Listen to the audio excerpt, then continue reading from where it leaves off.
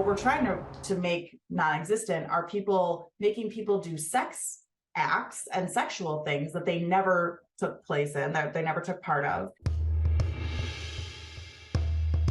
Maybe you've seen a video on social media of a political figure saying something that in reality they didn't. That's the kind of deepfake that lawmakers in Minnesota are targeting with this legislation. It makes sharing non-consensual, sexually explicit deepfakes and deepfakes that are meant to influence the political process within 90 days of an election a criminal offense. Sharing those kinds of images could mean up to 5 years in prison or a $10,000 fine. Minnesota isn't the first state to try and regulate deepfake images. Other states like Texas and Virginia have passed laws as well. I spoke with Minnesota State Senator Erin May Quaid, who sponsored the bill in her state.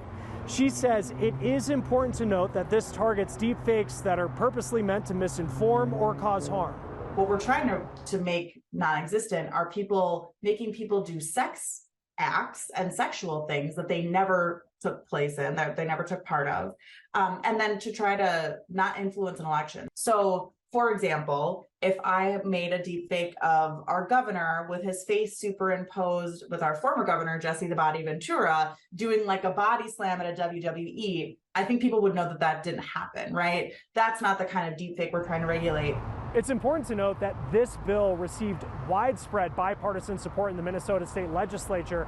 The state senator tells me the next step in all of this that she hopes to see is legislation not just passed on the state level, but also at the federal level to put more pressure on big tech companies to do more to regulate the spread of deepfake images.